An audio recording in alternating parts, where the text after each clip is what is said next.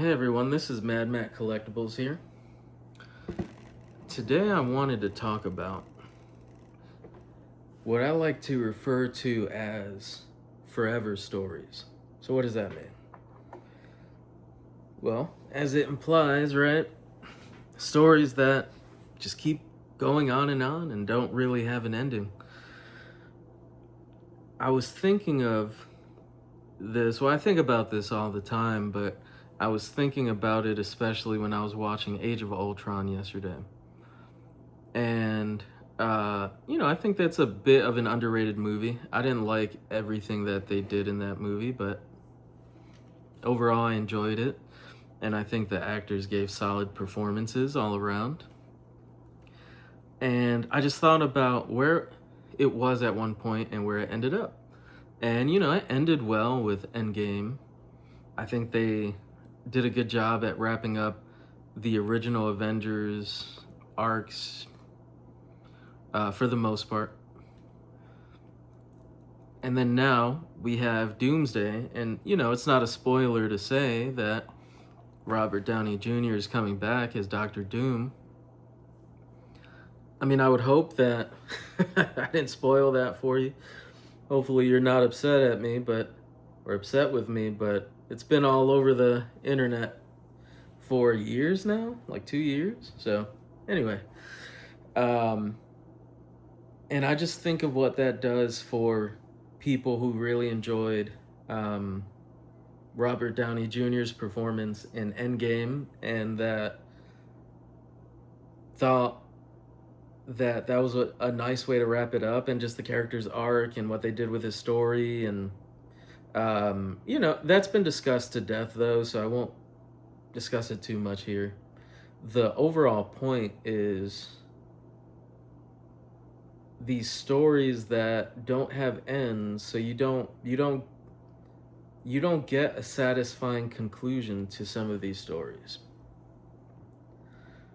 because they'll keep going on and on. They know they can make money from it, and they know people will watch it. I'm one of those people, right? I'm gonna go and watch it. I'm gonna complain here in this video about it, but I'm gonna go watch it when you put it out. Maybe. I have been skipping some stuff recently, but more than likely I'll go watch it. And I think about how last year, something like Demon Slayer, was it last year? Right? 2020, yeah, 2025. I think about how something like Demon Slayer outperformed a bunch of Hollywood movies. And I'm sure the studios are asking themselves, what's going on? Why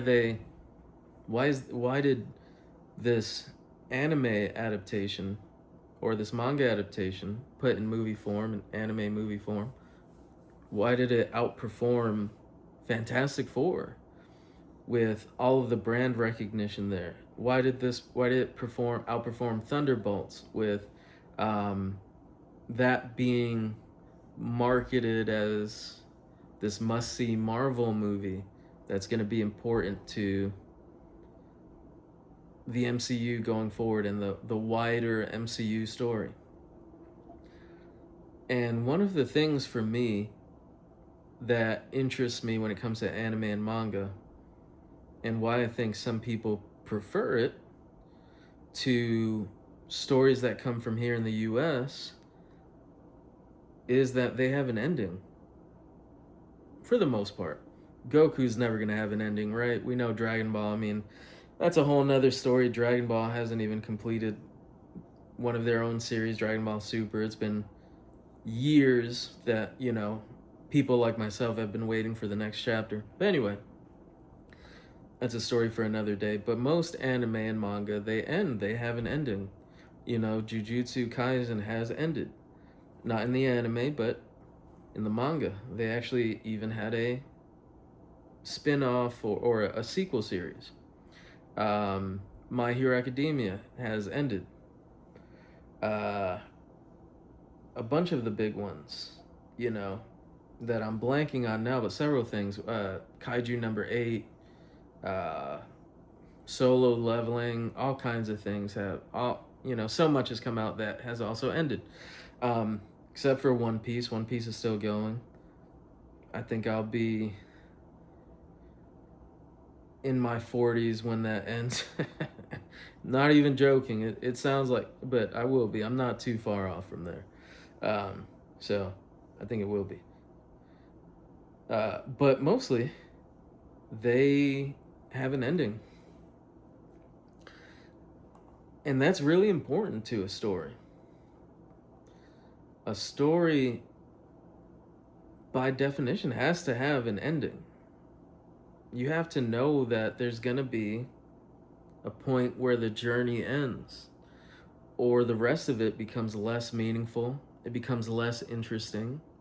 You kind of check out because, I don't want to keep following some of these guys 10 years later, some of these stories, some of these character stories 10 years later. I think about,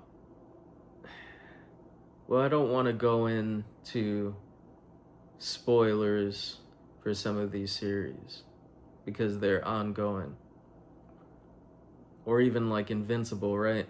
I want to talk about the ending. I want to talk about where it goes with Mark and the crew and what happens to them. But I won't get into it. But we know there's an ending. There was an ending to that comic. There will be an ending to the show.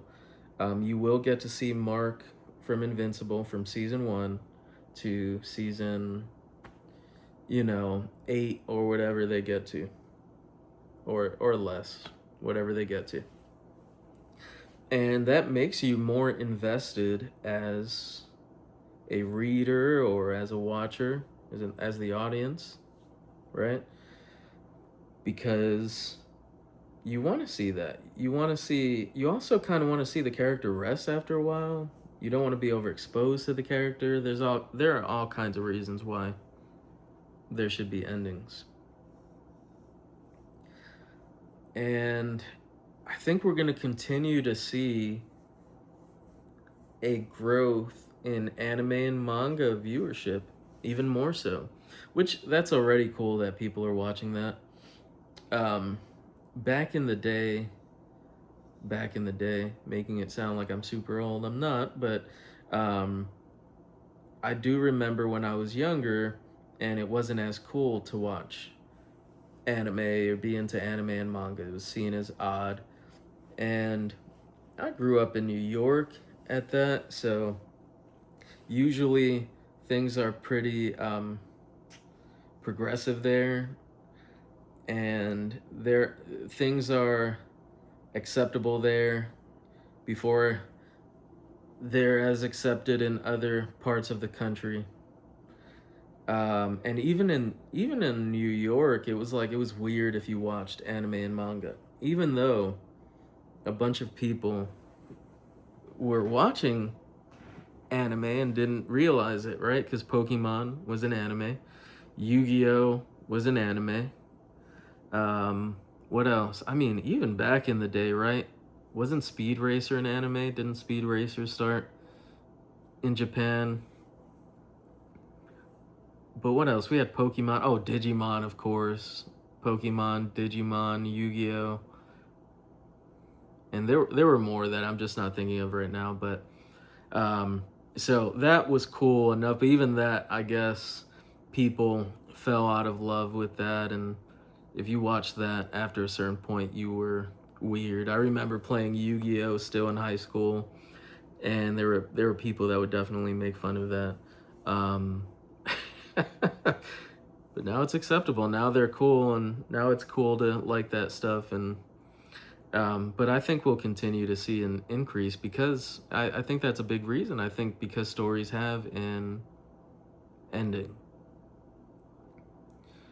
And I hope that something like Marvel, for example, with the MCU, I hope they end some of the arcs for some of these characters.